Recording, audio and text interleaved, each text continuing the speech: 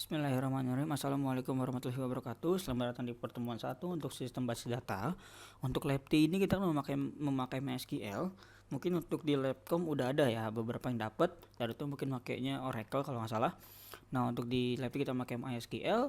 Dan untuk pertemuan hari ini kita hanya bicara mengenai DDL atau Data Definition Language.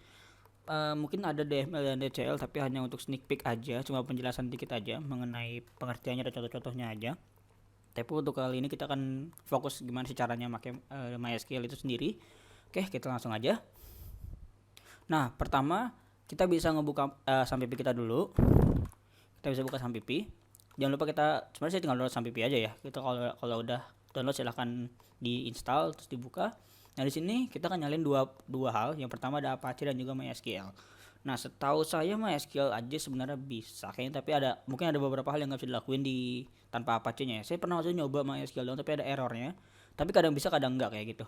Nah, ada dua cara untuk masuk ke SAMPP-nya. Kita bisa pakai shell, cmd gitu, kita tanya cmd. Bisa langsung klik shell aja, maka kita tinggal klik MySQL -u root. Maka kita akan langsung masuk ke MariaDB-nya gitu ya, MariaDB non. Nah, kalau misalkan kalian bisa juga lewat data C, klik C di sini. Di sini ada namanya SAMPP, lalu MySQL, dan ada bin. Nah, ini caranya berarti kita buka cmd. Kalau misalkan ini kita buka tadi kan ada di SAMPP ya, di C, kita cari titik dulu. Kalau udah balik ke C, kita bisa cd. Tadi kan SAMPP garis miring, lalu diikuti dengan MySQL garis miring bin, enter. Nah, habis itu baru kita masukin MySQL -u root. Kayak gitu. Nah, di sini ada yang namanya MariaDB non. Tadi kan ada penjelasannya, ada DDL, saya jelasin ada DDL, DML, dan DCL. Bedanya apa? Kalau DDL itu data definition language, berarti dia mendefinisikan suatu data. Itu ada yang namanya create, ada yang namanya alter table, ada yang namanya drop. Nah, rata-rata kalau DDL itu buat tabelnya, buat database ya. Tapi kalau misalnya untuk DML manipulasi data, berarti dia lebih ke recordnya. Nah, DML itu ada insert, ada delete, ada update kayak gitu. Nah, kalau untuk yang namanya DCL itu cuma grant dan revoke control language. Dia hanya memberikan akses atau menarik akses kayak gitu. Nah, bedanya apa DDL sama DML? Drop itu buat menghapus, delete juga buat menghapus. Alter buat merubah, update juga bisa buat merubah. Bedanya kalau DML itu isi dari tabelnya, recordnya. Tapi kalau misalkan yang namanya DDL, data definition, itu untuk tabelnya, kayak misalkan merubah nama tabel, merubah nama database, merubah nama field. Nah, kalau misalkan DML itu merubah recordnya. Kalau DDL apa sih field itu? Nah, field itu yang namanya itu kolom. Field itu kolom, database itu nama databasenya, dan untuk yang namanya DML itu recordnya. Record itu isi dari fieldnya itu, isi dari tabelnya gitu ya. Nah, kita langsung masuk aja. Pertama di sini kita pertemuan ini DDL aja, jadi nggak banyak-banyak ya, biar nggak lama juga. Di sini bisa kita lihat gimana sih cara nunjukin yang namanya database yang kita punya. Kita bisa pakai show databases, pakai s titik koma, maka muncul semua database yang ada. Di sini kita bisa create database. Misalkan di sini saya mau labtsbd. Di sini kita akan buat query one row affected. Berarti dia ada perubahan gitu ya, query-nya benar. Nah, terus kita belum pakai database ya. Gimana cara pakai database-nya? Pertama kita pakai use nama database ya, labtsbd. Udah database change. Tadi sini bakal berubah MariaDB labtsbd gitu ya. Nah, selanjutnya tadi kita ada yang namanya create database, ada create tabel. Bedanya apa? Database itu ibaratnya kayak enterprise-nya keseluruhannya, tapi kalau tabel itu isi dari database ya. Kita udah pakai database yang namanya labtsbd. Isi tabelnya misalnya kita mau buat satu create table nama misalkan ya, jangan praktikan misalkan. Nah, di sini buka kurung untuk ngedefinisiin yang namanya tabel-tabel ya, bukan tabel-tabel ya, fieldnya, atau tadi bisa bilang kolomnya gitu ya, isinya apa aja. Misalkan di sini saya mau npm dulu, npm cara ngisi gini ya, create table, nama tabelnya, di sini nama tabelnya praktikan, buka kurung, nama fieldnya, terus nama variabel, nama tipe datanya dengan indeks ya, misalkan di sini npm misalkan kita ambil 10 deh gitu ya, 12 11 70 49. Oke, npm rata-rata 8 gitu ya. Di sini kita bisa tambahin primary key, berarti dia menandakan bahwa npm ini primary key gitu ya. Primary key, foreign key, bedanya adalah primary key itu kunci utama yang unik, berarti dia nggak mungkin sama di satu tabel, itu nggak mungkin sama. Foreign key dia unik di tabel sendiri, tapi dia namanya foreign. Foreign kan berarti tamu di tempat orang lain. Jadi misalkan dia ada dua tabel, di tabel yang satu dia primary key, tapi di tabel 2 dia foreign key, kayak gitu. Berarti dia bisa sama di foreign key ini ya, tapi kalau di primary key-nya dia tetap di tabel utama dia harus beda-beda kayak gitu.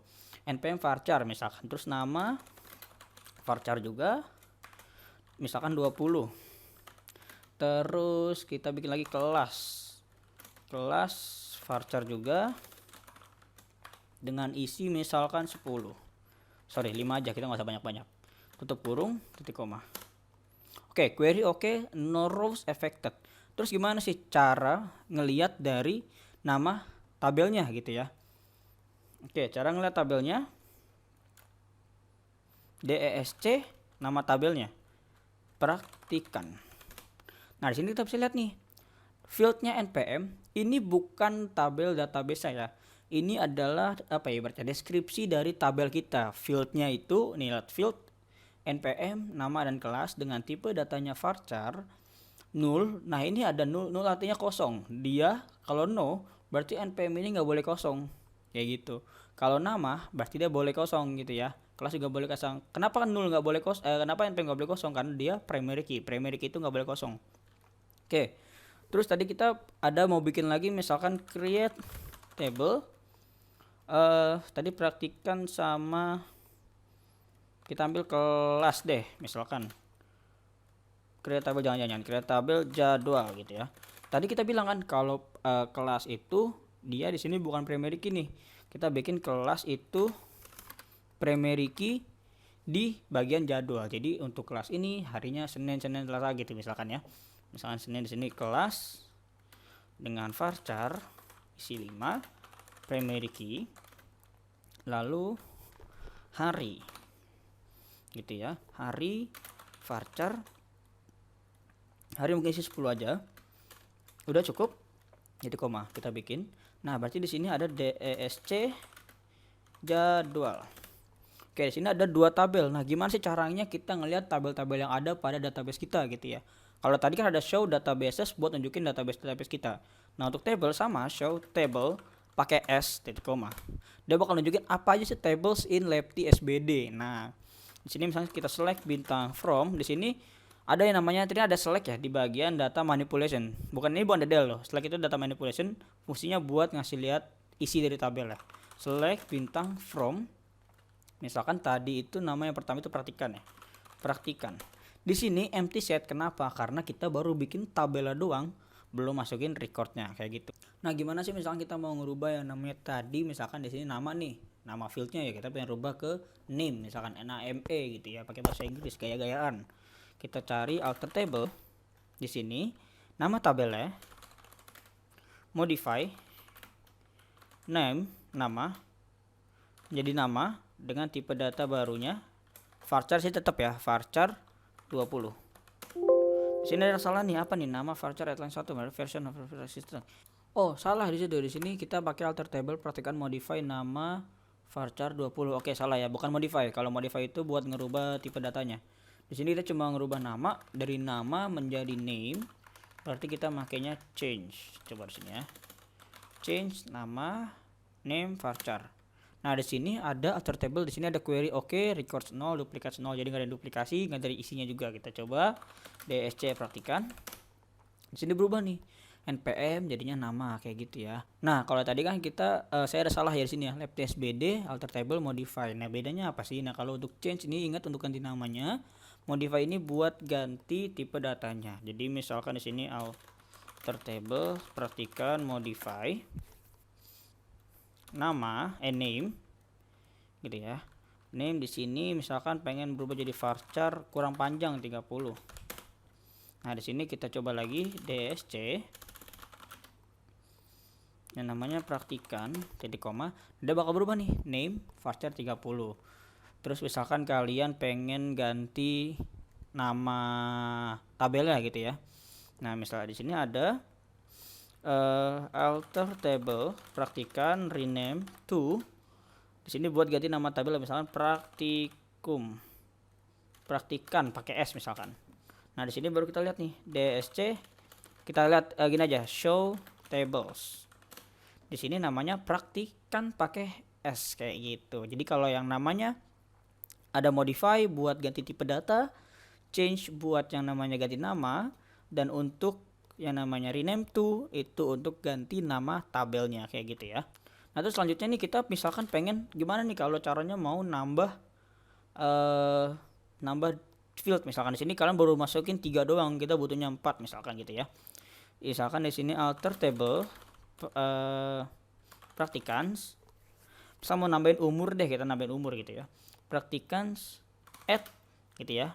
Umur varchar, biasanya umur tuh int ya, int kita kasih kan cuman 2 digit, 1 digit, 2 digit palingnya berarti 3 aja, int 3. Maka di sini kita coba use des praktikans, maka dia akan nambah umur. Nah, terus kita pengen ngapus nih, kita salah nih, harusnya jangan umur nih yang dimasukin gitu. Nah, kita bisa pakai alter table praktikans drop umur, ini langsung bakalan kehapus. Nah, kayak gitu.